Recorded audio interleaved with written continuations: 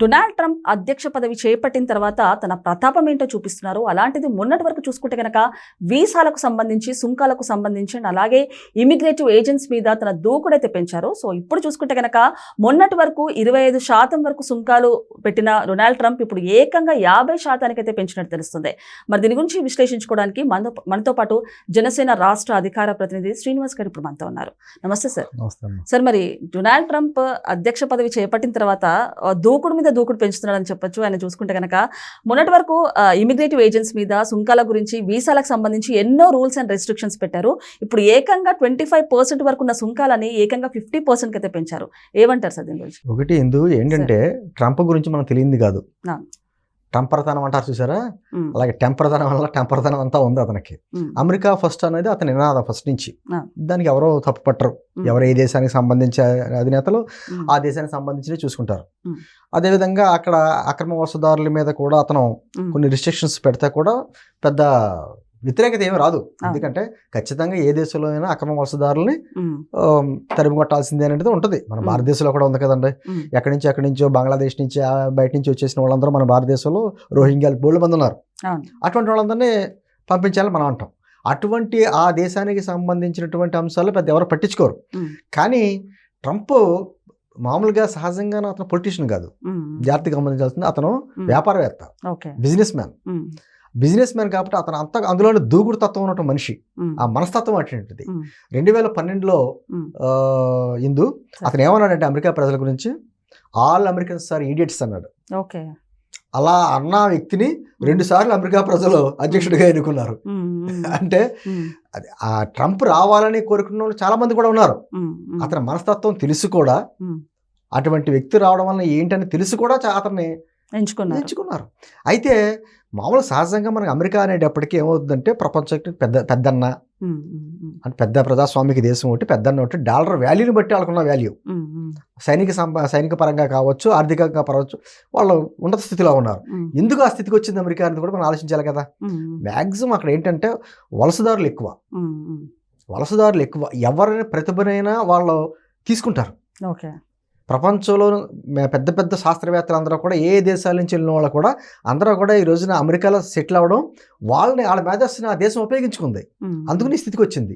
ఈ రోజున చూడండి, అమెరికాలో ఉన్న పెద్ద పెద్ద ఐటీ కంపెనీస్ అన్నీ కూడా అన్నిటికీ కూడా మన భారతీయులు సీఈఓలో ఉన్నారు. ఆ డిఫరెన్సియేషన్స్ లేవు. ప్రతిభ ఎక్కడన్నా ఆహ్వానించింది అమెరికా, అందుకని ఆ స్థాయికి వెళ్ళింది. కానీ ట్రంప్ అలా కాదు, ఒక కక్ష ధోరణి. నేను ప్రపంచానికి అధ్యక్షుడు కాబట్టి నా మాట అందరూ వినవలసిందే అనే మాటలు మాట్లాడతాడు. ఇంకొకసారి యూనివర్సిటీ క్లాసెస్ అటెండ్ అవ్వకపోతేనే ఏకంగా వీసాలు క్యాన్సిల్ చేయడము ఏ విధంగా చూడొచ్చు అంటారు? చిన్న చిన్న వాటికి కూడా ఒక విధమైనటువంటి ఈగోతో రగిలిపోతూ ఉంటాడు. హార్వర్డ్ యూనివర్సిటీ మీద ఏ విధంగా చేస్తున్నారో మనం చూసాం. అదే సందర్భంలోని అతను ఏ చేయాలనుకున్నా చేయగలడు. ఇప్పుడు రష్యాకి ఉక్రెయిన్కి యుద్ధం జరుగుతుంది. నేను అధ్యక్షుడిని అయితే 6 నెలలు ఆపేస్తాను యుద్ధం అన్నాడు. ఎక్కడ ఆపగలిగాడు? 2022 నుంచి ఆ యుద్ధం జరుగుతూనే ఉంది. పైగా ఉక్రెయిన్కి సాయం చేస్తున్నాడు. సరే, అతను ఉక్రెయిన్కి నాటో అన్ని కూడా దేశాలని సాయం చేస్తున్నాయి. అయితే రష్యా దగ్గర మనం ఏదో ఆయిల్ కొంటున్నాం అనే కక్షతోటి రష్యాకి సమర్థించకూడదు, వాళ్ళకేమో ఆర్థికంగా ఆదుకోకూడదు అనేటువంటి ఉద్దేశంతో వద్దని చెప్పేసి మనం రిస్ట్రిక్షన్స్ పెడతా, వాళ్ళు మాత్రం ఎవరైతే యూరోప్ కంట్రీస్ ఉన్నారో ఉక్రెయిన్కి మద్దతుగా రష్యాకి వ్యతిరేకంగా పోరాడేటువంటి ఈ అమెరికా కావచ్చు, యూరోపియన్ కంట్రీస్ కావచ్చు, రష్యా నుంచి న్యాచురల్ గ్యాస్, తర్వాత ఏమో ఫెర్టిలైజర్స్ అన్ని కొనుక్కుంటున్నారు. వాళ్ళు స్టిల్ ఈ రోజు కొంటున్నారు. అదే కదా ఒక జర్నలిస్ట్ అడిగింది, ఈ రోజు ఇండియా క్వశ్చన్ చేస్తుందండి, వాళ్ళ దగ్గర కొంటానంటే మీరు అబ్జెక్షన్ పెడుతున్నారు కదా, మరి మీరు కూడా కొంటారు కదా రష్యా దగ్గర నుంచి అంటే, ఆ విషయం నాకు తెలియదు అన్నాడు. అవును, మీరు అన్నట్టు చైనా కూడా రష్యా దగ్గర నుంచి ఆయిల్ కొంటుంది సార్. ఎందుకంటే కావాలని ఒక సాకుతోటి భారత్ ని టార్గెట్ చేయాలని ఇలాంటి డిసిషన్స్. ఒకటి ఒక పక్క నుంచి పాకిస్తాన్ ని వాళ్ళకి సపోర్ట్ చేస్తున్నారు. అంటే గతంలో కూడా ఏమవుతుందంటే రష్యాకి వ్యతిరేకంగా ఆఫ్ఘనిస్తాన్లో ఐసిస్ అంటారు, ఐసిస్ ఉగ్రవాద సంస్థను పెంచి పోషించింది ఎవరండి? అమెరికా. అదే అమెరికా మీద ఐసిస్ సంబంధించినటువంటి బిన్ లాడెన్ 20 hours మీద దాడి చేస్తే అతను ఎక్కడున్నా వెతికి పట్టుకుని చంపేశారు. అంటే వాళ్ళ ఉద్దేశం ఏంటంటే ప్రపంచానికి పెద్దగా ఉండాలి కాబట్టి మా మాట అందరూ వినవలసిందే. పోనీ శత్రు దేశాలతో పక్కన పెట్టండి, మిత్ర దేశాలతో కూడా అదే ఇష్యూ. కెనడా ఏమన్నాడు, కెనడాను మా దేశంలో కలిపేసుకుంటాం, ఎక్కువ రాష్ట్రం ఇంకో రాష్ట్రం కింద మిగులుతుంది అని చెప్పేసి ఆయన అన్నాడు. పరవా కాలం ఎంత కలిపేస్తారంటాడో, ఏం మాట్లాడతాడో తెలీదు. కొంతమంది అధినేతలతో మాట్లాడినప్పుడు కూడా బిహేవియర్ చాలా డిఫరెంట్గా ఉంటుంది. నేను ఏమంటున్నానంటే మొత్తానికి భారతదేశం, ముఖ్యంగా ప్రధానమంత్రి మోదీ గారు చాలా విదేశాంగ విధానంలో ఆచితూచి మాట్లాడుతున్నాడు. ఆయన ఎక్కడా కూడా ట్రంప్ మాట్లాడితే ఇండియాకి పాకిస్తాన్కి యుద్ధాన్ని ఆపింది నేనే అంటే కొన్నాళ్ళు ఒక్కోసారి ఏమంటాడు, మేము యుద్ధాన్ని ఆపాలని కోరుకున్నాం తప్ప మేమేమి కాదు, ఆ రెండు దేశాలు ఆపుకున్నాయి అంటాడు. ఏం మాట్లాడతాడో తెలీదు. ఈ రోజున మోదీ గారు మాట్లాడలేదని చెప్పి మనం భారతదేశంలో కొంతమంది ప్రతిపక్ష నాయకులు అంటున్నారు. మోదీ గారు చాలా వ్యూహాత్మక మౌనం పాటిస్తున్నాడు ఆయన. ఎందుకంటే ఎక్కడ ఇబ్బంది కలగకూడదు, ప్రజలకు ఇబ్బంది కలగకూడదు. అందులోని అమెరికాలో ఉన్న లక్షలాది మంది భారతీయులు ఉన్నారు అక్కడ, వాళ్ళకి ఎవరికి ఇబ్బంది కలగకూడదు. అదేవిధంగా మన భారతదేశానికి సంబంధించినటువంటి ఉత్పత్తులు, ఎగుమతులకు దిగుమతులకి ఎటువంటి ఇబ్బంది రాకూడదు. అందుకనే మాట్లాడితే అంటారు మోదీ గారు ఎక్కువగా ఇన్ని రోజులు విదేశాల్లో పర్యటిస్తున్నారు, ఆ దేశం వెళ్ళండి ఈ దేశం వెళ్ళండి అంటారు. కానీ అవన్నీ వ్యూహాత్మక పర్యటనలు అయ్యి. అంటే ప్రపంచం కుగ్రం అయిపోయింది. ఒకప్పుడులా లేదు. ఒకరి అవసరాలు ఒకరు తీర్చుకుంటూ ఉండాలి, అంతే తప్ప మా దేశానికి సంబంధించింది మాత్రమే చూసుకుంటాం, ఇతరులు చూసుకోము అంటే ఇలాగే ఉంటది. సరే, ఇంకొకటి అంటే ఇన్ని సుంకాలు పెడుతున్నారు, ఇన్ని రెస్ట్రిక్షన్స్ పెడుతున్నారు, అది అమెరికాకే లాస్ అని చెప్పేసి ట్రంప్ రియలైజ్ కాకపోతున్నారా? లేకపోతే అంటే కొన్ని వస్తువులు అమెరికా కూడా ఇంపోర్ట్ చేసుకుంటది. వాళ్ళు అదే వస్తువులు తయారు చేసుకోవాలంటే వాళ్ళకి కాస్ట్ ఆఫ్ ఏమంటారు పేమెంట్ చాలా ఎక్కువ ఉంటుంది వాళ్ళకి. మనకు మళ్ళీ తక్కువ డబ్బులు పనిచేసే వాళ్ళు ఉండరు అక్కడ. దాంతో వాళ్ళ మీద భారం పడుతుంది. అది ఆటోమేటిక్గా అమెరికా సమాజానికే నష్టం. చిన్న చిన్న వస్తువులు ఇప్పుడు చైనా నుంచి కానీ, ఇండియా నుంచి కానీ, ఇతర దేశాల నుంచి చాలా ఉత్పత్తులు వస్తున్నాయి. ఈరోజు మనకి ఖచ్చితంగా 25% పెడతాం, తర్వాత 50% పెడతాం. అయినా కూడా ఎక్కడా కూడా మన వాళ్ళు ట్రంప్తో మాట్లాడట్లా, కింద ఉన్నటువంటి అధికారులతో మాట్లాడుతున్నారు. అది కూడా ఇగో అతనికి దెబ్బతింటుంది. కనీసం ఇన్ని మాటలు మాట్లాడుతున్నా ఇండియా పాకిస్తాన్ యుద్ధం నేను ఆపానంటే కనీసం సపోర్ట్ చేయలేదు. ఇప్పుడు సుంకాలు పెంచుతానన్నా కూడా కనీసం నాతో మాట్లాడలేదు. అంటే ఒక ఈగో అతను దెబ్బ కొట్టింది. అండ్ ఇంకొకటి ఇదే, అంటే ఎన్ని హెచ్చరికలు చేసినా కూడా ఇవాళ అజిత్ దోవల్ కానివ్వండి, లేకపోతే జయశంకర్ కానివ్వండి, మాస్కో రష్యా పర్యటనకైతే వెళ్ళబోతున్నారు. ఇప్పుడు మనకి అన్ని దేశాలతోటి సంబంధాలు బాంధాలు బాగున్నాయి. అందులో రష్యా మొదటి నుంచి మనకి మిత్ర దేశం. అలాగే అమెరికా మొదట్లో మనకి వ్యతిరేకంగా ఉండేది, అయినా కూడా తర్వాత మళ్ళీ మిత్ర దేశంగా మారింది. ఏంటంటే ప్రపంచంలో అన్ని దేశాలతోటి శత్రుత్వం లేకుండా మంచిగానే ఉండాలని కోరుకునే దేశం మన భారతదేశం, శాంతికాముక దేశం.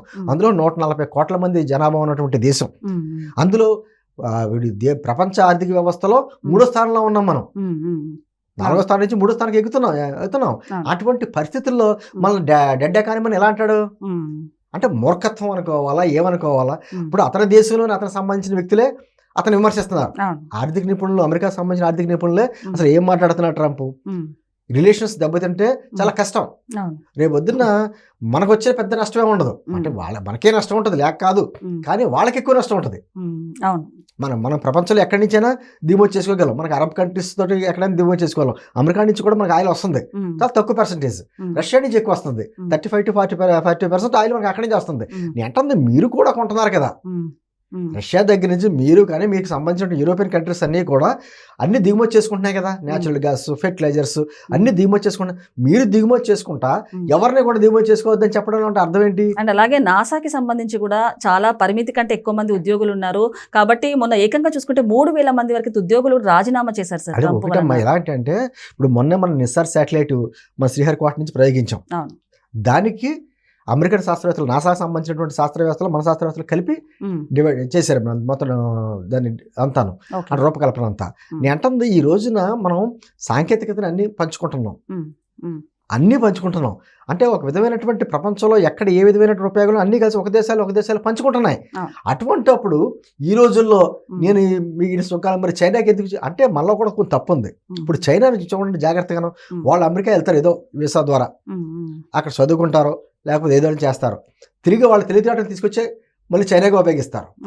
మన వాళ్ళు అలా కాదు, ఇక్కడ చదువుకుంటారు, అన్ని రకాలుగా చేస్తారు, వచ్చిన అవకాశాలను తీసుకెళ్లి అమెరికాలో పెడతారు, మేధస్సులతో అక్కడ ఉపయోగిస్తారు, అక్కడే సెటిల్ అవుతారు. అక్కడే సెటిల్ అయ్యేది కొద్ది తల పావలా పాడ మన ఇండియా పంపుతూ ఉంటారు. ఏంటంటే ఇక్కడ కూడా అవకాశాలు పెరగాలి. ఏంటంటే ట్రంప్ లాంటి వాడు ఇప్పుడు ఏదో మనం కట్టడి చేస్తాం, రేపు ముందు మరో ట్రంప్ పుట్టొచ్చు. అండ్ ఇంకొకటి డోస్ పదవి నుంచి మనం చూసుకుంటే కనుక ఎలాన్ మస్క్ కూడా తప్పుకున్నారు సార్. సొంత కంట్రీలో కూడా ఆయనకు యాంటీగా ఉన్నారు. ఖచ్చితంగా, ఎందుకంటే ఎలాన్ మస్క్ ట్రంప్ విజయావకాశాలు ఎంత ఉపయోగపడ్డాడో మనం చూసాం. అవును. అతను ఫైనాన్షియల్గా అన్ని రకాలుగా చేశాడు.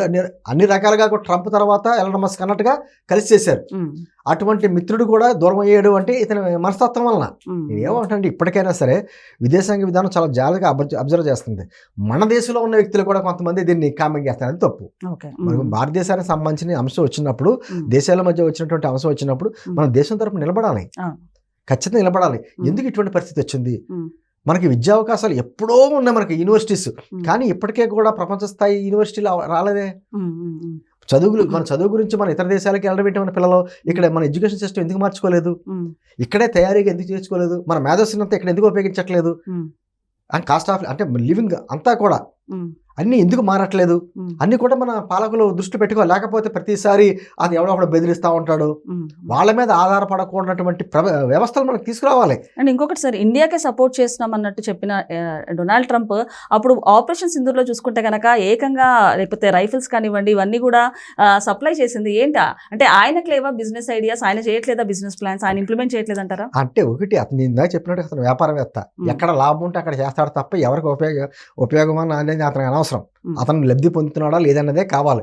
పాకిస్తాన్ తోటి ఎందుకు అతను మిత్రత్వంగా ఉంటున్నాడు? మరి పాకిస్తాన్ పక్కన చైనాతో మిత్రత్వంగా ఉంటుంది కదా, ఓ పక్కన అమెరికాకి చైనాకి పడట్లేదు కదా, మరి ఎందుకున్నాడు అంటే ఎదుగుతున్న దేశం భారతదేశం చూసేటప్పుడు కొంతమంది ఈర్ష్య కూడా కలుగుతుంది.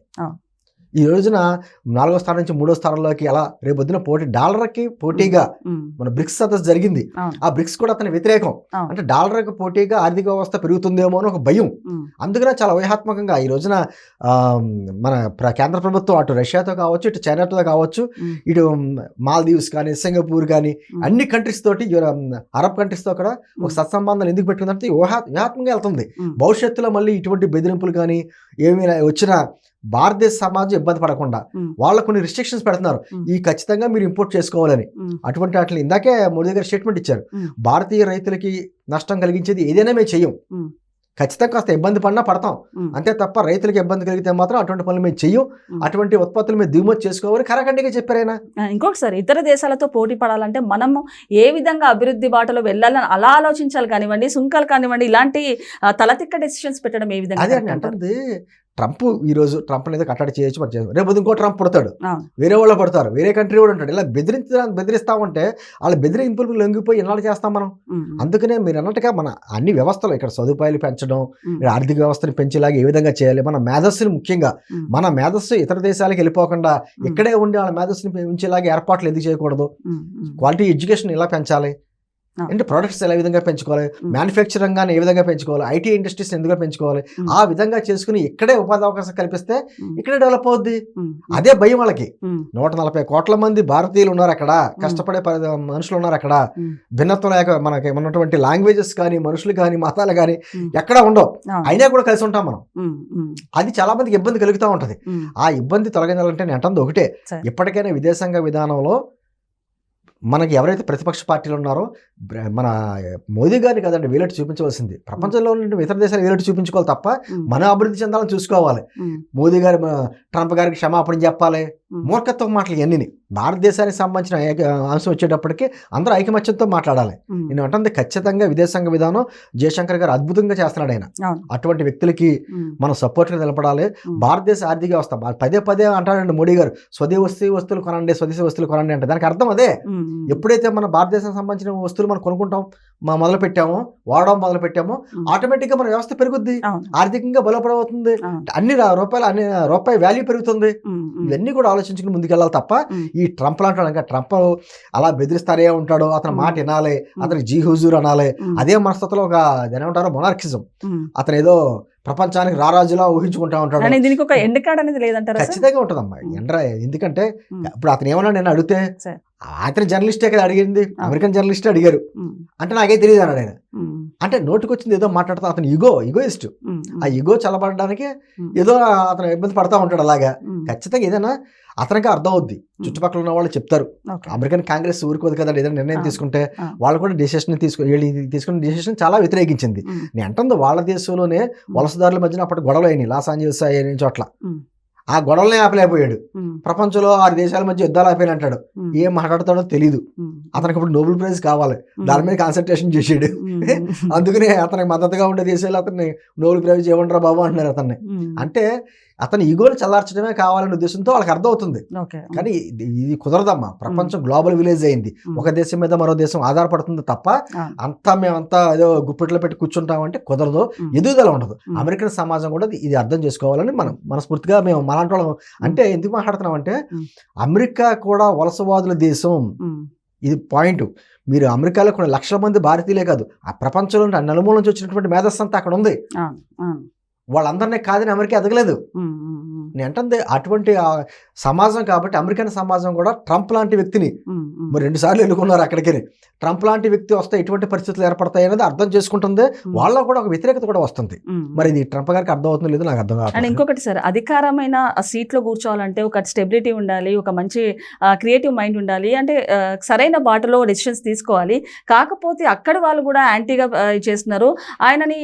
మళ్ళీ ఇంకొకసారి ఎన్నుకోవడంపై ఏ విధంగా అలా చూడాలంటారు? కాదు, మరోసారి అతను ఎలక్షన్ నిలబడతాడో అది తెలియదు. కానీ అతను కూడా ఏం స్టేట్మెంట్ ఏంటంటే నెక్స్ట్ పార్టీ అభ్యర్థిగా జేడీ వాన్స్ ఉండొచ్చు అని ఎవరో పేర్లు చెప్తున్నాడు ఆయన. అంటే అతను మళ్ళీ నిలబడకపోవచ్చు అనేది కనపడుతుంది Okay. వయసు రీత్యా కూడా. ఉమ్, అంటే ఏదైనా కూడా అక్కడ కూడా మనస్తత్వాలు రకరకాలుగా ఉంటాయి. ఎలక్షన్ సిస్టమ్ వేరుగా ఉండొచ్చు, కానీ ఉమ్, కొన్ని ప్రభావాలు ఉంటాయి. ప్రత్యర్థి పార్టీకి ఒక బలహీనమైన వ్యక్తి అయితే ఇతను ఎన్నుకుందామనో, లేకపోతే అమెరికా ఫస్ట్ అని నినాదం ఇతనికి బాగా బలంగా ప్రభావం చూపిస్తుందనో, లేకపోతే ఇతరులు వచ్చి మన అవకాశాలను కొలగొడుతున్నారు కాబట్టి ట్రంప్ లాంటి వ్యక్తి కావాలి అనేటువంటి భావంలో ఎన్నోటి వస్తాయి. ఒక ఛాన్స్ అని ఇస్తారు కదండి. ఉమ్, ఇచ్చిన తర్వాత ఒకసారి కాదు 2 సార్లు ఛాన్స్ ఇచ్చారు. ఉమ్, తర్వాత అమెరికా సమాజం ఏ విధంగా డాలర్ వీక్ అవుతుందా, ఉమ్, లేకపోతే ప్రపంచ దేశాల మధ్య సత్సంబంధం లేకపోతున్నా అమెరికా సమాజం తీర్పిస్తుంది. ఉమ్, ఖచ్చితంగా ఈ విషయం ట్రంప్కి అర్థం అవుద్ది. ఉమ్. కొన్నాళ్ళకి ఇయ్యాలి కాబట్టి రేపైనా అతనికి అర్థం అవుద్ది, అతనే సరి చేసుకుంటాడు. Okay sir, thank you.